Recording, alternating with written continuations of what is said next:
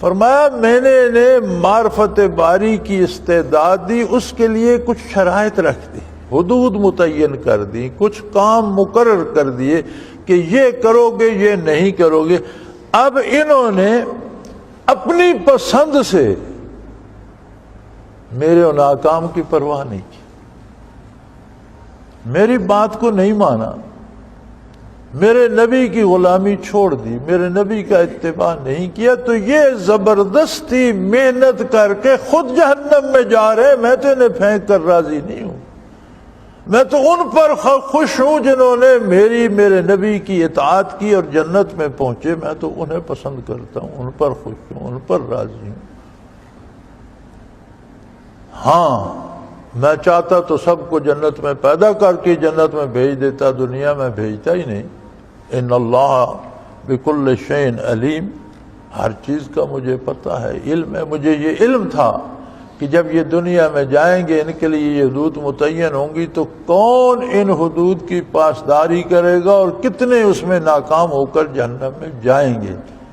یہ نہیں کہ اللہ کو علم نہیں تھا، فرمایا میں جانتا تھا، لیکن جو مقام و مرتبہ میں نے انہیں بخشا اس کا تقاضا یہ تھا کہ بات میں ان پر چھوڑ دوں، یہ جہنم جاتے ہیں یہ جنت جاتے ہیں، یہ میری رحمت کا سہارا لیتے ہیں، یہ دنیا کے لالچ میں اور اقتدار کے لالچ میں اور دولت کے ہوس میں اللہ اللہ کے رسول کو چھوڑ دیتے ہیں۔ اب جو بندہ دولت یا عہدے یا مرتبے کے لالچ میں یا دنیا کی ہوس کے لالچ میں، یار عجیب بات تو یہ ہے کہ جن کے پاس اربوں کی دولت ہے، کھربوں روپے ہیں، وہ تو کسی لالچ میں ہے۔ ہم غریب جن کے پاس صبح و شام کھانے کریں، ہم کس لالچ میں اطاعت الہی اور اتباع سنت کو چھوڑے بیٹھے ہیں۔ میں نے غریبوں کو زیادہ گستاخ پایا، اللہ ہمیں معاف کرے۔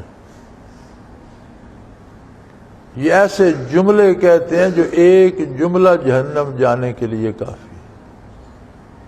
ان سے پوچھو نا تو کہتے ہیں ہمیں اللہ نے دیا کیا، ہمارا اللہ کر کیا رہا ہے، بھوک اور افلاس میں رہ رہے ہیں۔ بھئی اس کی اپنی کائنات ہے، اگر اس نے تمہیں غریبی دی ہے تو اس غریبی پر بھی فخر کرو، اللہ کی دی ہوئی نعمت ہے۔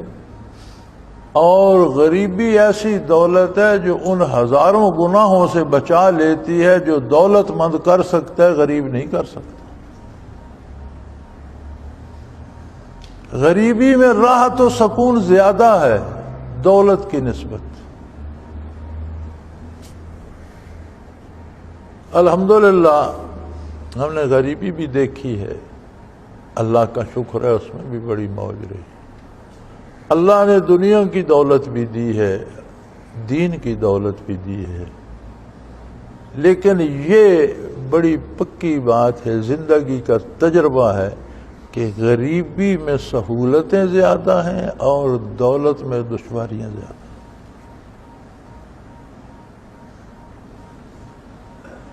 لیکن ہم ایسے بد نصیب ہیں کہ کوئی تو عہدے پا کر اللہ سے بھاگ گیا، کوئی دولت پا کر بھاگ گیا، کوئی دنیا داری میں بھاگ گیا۔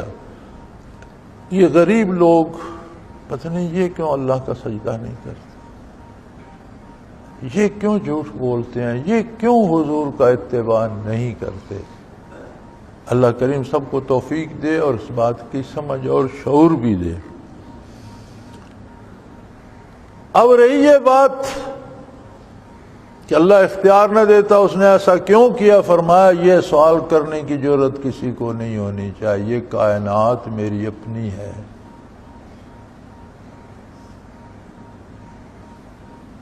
ان اللہ لہ ملک السماوات والارض، یہ دنیا کے عارضی حکمران جو ہیں، جو جی چاہتا ہے کرتے ہیں، آپ ان کو روک سکتے ہیں؟ اور یہ تو بتانے حاضری ہیں، ان کی حیثیت کیا ہے؟ ایک دانت میں درد ہو جائے چلانے لگتے ہیں، سر میں درد ہو جائے تو اسے ٹھیک نہیں کر سکتے، ہماری طرح کے مجبور انسان ہیں۔ اگر آپ ان کے سامنے دم نہیں مار سکتے تو وہ تو ذرے ذرے کا خالق اور واحد مالک ہے، اپنی کائنات پہ جو تصرف چاہے کرے۔ کون ہے جو اعتراض کرے؟ کسی نے کائنات بنانے میں اس کی مدد کی؟ کسی نے تخلیق میں اس کا ساتھ دیا؟ اس نے خود پسند فرمایا، اس نے اپنے بندوں کو اپنی معرفت کی استعداد دی اور سامنے امتحان رکھ دیا۔ اب کوشش ایک بات کی کرنی چاہیے کہ جو اللہ و اللہ کے رسول کی اطاعت کا راستہ ہے اسے اختیار کرے، اور ساتھ استغفار بھی کرتا رہے کہ یا اللہ مجھ سے حق ادا نہیں ہو رہا، لیکن میں کوشش پوری کر رہا ہوں کہ تیرے نبی کی غلامی میں جان لوں۔ اور یہ سوال نہ کرے اللہ نے ایسا کیوں کیا، یہ سوال کرنے کی کسی کو جرأت نہیں ہے، اس لیے کہ ان اللہ لہ ملک السماوات، یقیناً دنیا زمین آسمانوں کائنات کی حکومت واحد اللہ کے پاس ہے، کوئی اس کا اس میں شریک نہیں، کائنات میں جو چاہے تصرف کرے۔ یحیی و یمیت، وہ زندگی دیتا ہے، جب وہ زندگی دیتا ہے تو کوئی اسے روک سکتا ہے، اور جب کسی کی موت بھیج دیتا ہے تو کوئی اسے بچا سکتا ہے؟ اسی سے پتہ چل جاتا ہے کہ کائنات کا سارا نظام اس کے اپنے دست قدرت میں ہے، کوئی اس سے یہ سوال کرنے کی ضرورت نہیں کر سکتا کہ اسے زندگی کیوں دی اور اسے موت کیوں دی، اس کی اپنی مخلوق ہے، وہ واحد حکمران، واحد مالک، خالق ہے، جو چاہے کرے۔ وَمَا لَكُم مِّن دُونِ اللَّهِ مِن وَلِيٍّ وَلَا نَصِيرٍ، اور لوگوں یہ بات سن لو، تم بھاگو ادھر ادھر، دولت مندوں کے دروازے پہ جاؤ، بادشاہوں کے پاس جاؤ، دولت اکٹھی کرو، چوروں ٹھگوں اور بدماشوں کی سنگت کرو، لیکن یاد رکھو کوئی نہ تمہارا دوست بن سکے گا، نہ تمہاری مدد کر سکے گا سوائے اللہ۔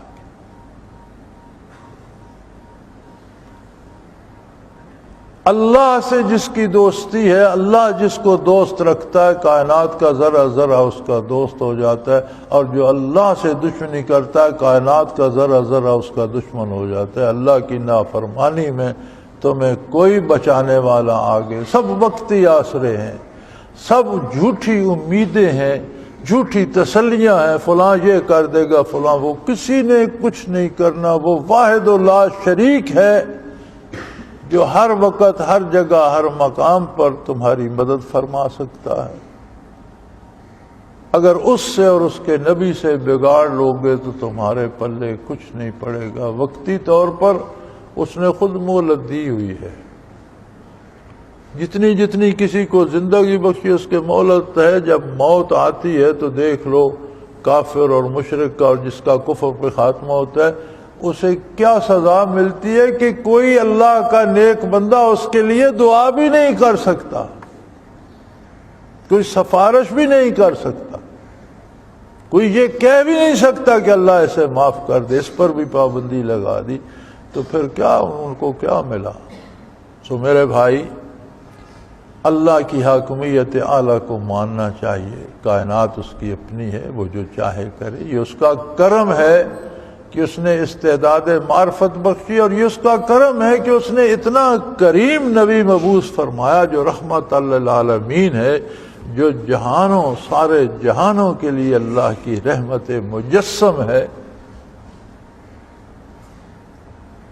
بندہ خود نہ چھوڑے تو اس طرف کوئی چھوڑنے والا بھی نہیں۔ اللہ بھی کریم ہے اور اس کا نبی بھی کریم۔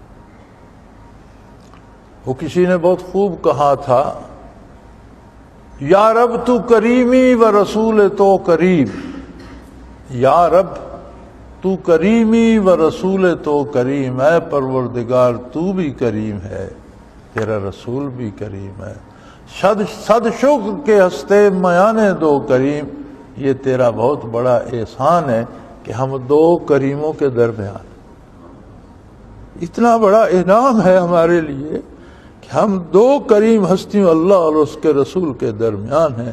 ہاں کوئی اپنی بد نصیبی سے نکل کر بھاگ جائے کسی اور دروازے پر تو پھر اس کا کوئی دوست، کوئی مددگار، کوئی والی نہیں ہے۔ وآخر دعوانا ان الحمدللہ رب العالمین۔